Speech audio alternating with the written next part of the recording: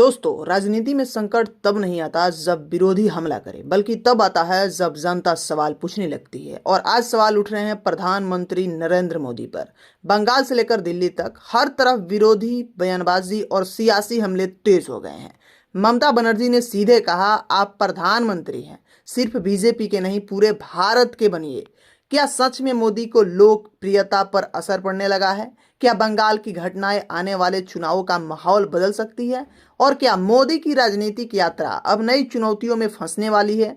चलिए आज की इस रिपोर्ट में जानते हैं मोदी पर मंडराते 5 बड़े संकट की, ममता बनर्जी की खुली चुनौती की और बीजेपी की अंदरूनी रणनीति की। लेकिन वीडियो में आगे बढ़ने से पहले आप सभी से रिक्वेस्ट है कि आप लोग गोदी मीडिया के आंकड़ों की तरह आलसी मत बनिए। फटाफट से वीडियो को लाइक नहीं किए तो कर लीजिए, और हाँ, अपने दोस्तों परिवार के साथ भी इस वीडियो को जरूर शेयर कीजिएगा ताकि वो लोग भी सच जान पाए। और चैनल को बिना सब्सक्राइब किए मत जाइएगा, सब्सक्राइब कर लीजिएगा ताकि सच्ची खबरें आपसे मिस ना हो।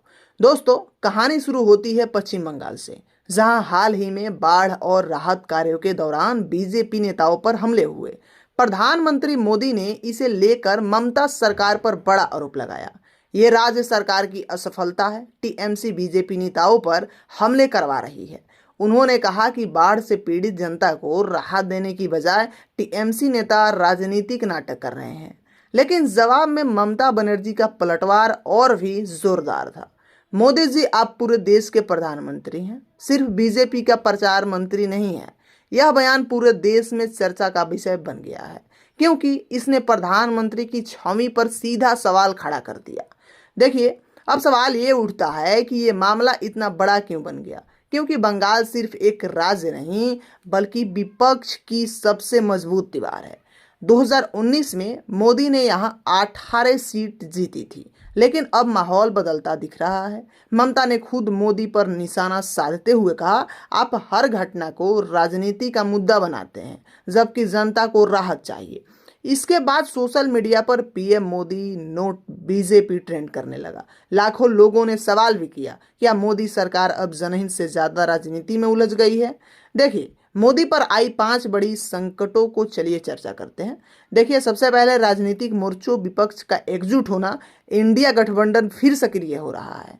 राहुल गांधी, ममता बनर्जी और अखिलेश यादव तीनों मोदी सरकार की नीतियों पर हमला बोल रहे हैं। ममता खुलकर कह चुकी है, हम मिलकर 2026 से पहले बीजेपी को रोक देंगे। देखिए, अब दूसरी संकट की बात करें तो जनता की नाराजगी और महंगाई और बेरोजगारी। पिछले 3 महीनों में पेट्रोल, सब्जियां और बिजली बिल में बढ़ोतरी ने जनता की जेब पर असर डाला है। मोदी सरकार की आर्थिक नीतियों पर विपक्ष लगातार सवाल उठा रहे हैं। लोग कह रहे हैं, डिजिटल इंडिया तो बन रहा है, लेकिन रोजगार कहाँ है?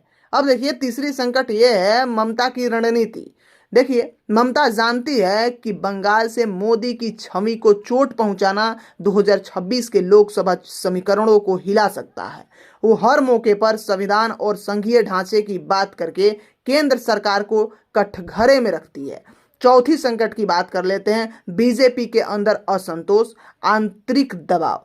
कई पुराने नेता अब धीरे धीरे किनारे किए जा रहे हैं। यशवंत सिन्हा, वरुण गांधी जैसे नाम बार बार सुर्खियों में आते हैं। सूत्र बताते हैं कि कई राज्यों में टिकट बंटवारे को लेकर असंतोष है, यानी संकट सिर्फ बाहर नहीं, अंदर से भी उठ रहा है।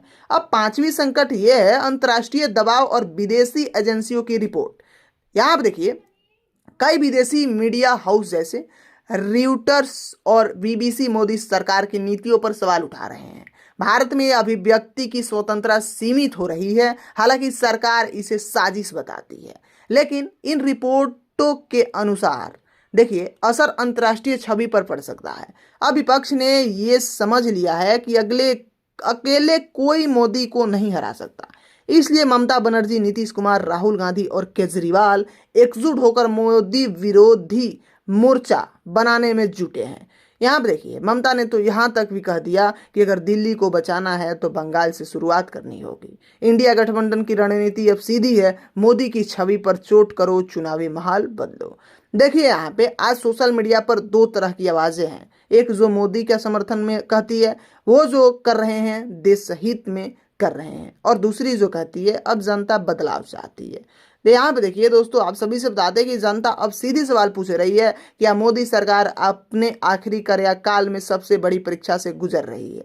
प्रधानमंत्री मोदी ने अब तक जो है कि शांत रहते हुए भी बस इतना कहा कि झूठ बोलकर राजनीति नहीं होती, हमारी सरकार जनता के लिए काम कर रही है और देश का हर नागरिक इसका साक्षी है। उन्होंने राहत कार्यों का रिव्यू किया और बंगाल में केंद्रीय टीम भेजने का आदेश भी दिया। लेकिन क्या इससे जनता का गुस्सा शांत होगा?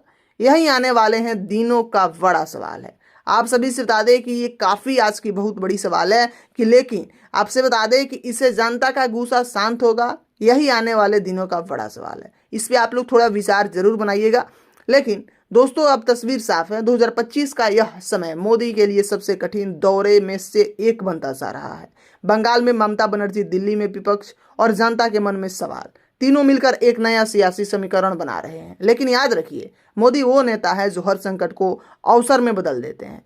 तो क्या ये संकट मोदी का अगला कम बैक साबित होगा, या सच में यह उनकी लोकप्रियता का गिरता मोड़ है? आप क्या सोचते हैं? क्या मोदी अभी भी अजय हैं, या ममता बनर्जी की चुनौती ने कहानी पलट दी है? कमेंट में जरूर बताइएगा। मैं हूं आपका दोस्त रविंद्र चौहान और आप देख रहे हैं आरकेसी न्यूज। अगर वीडियो अच्छा लगा तो लाइक कीजिएगा, दोस्तों के साथ शेयर कीजिएगा और हाँ, चैनल को सब्सक्राइब करिएगा, क्योंकि यहाँ मिलती है सच्ची खबर बिना किसी पक्षपात के। तो चलिए दोस्तों, मिलते हैं नेक्स्ट वीडियो में, तब तक के लिए जय हिंद, वंदे मातरम।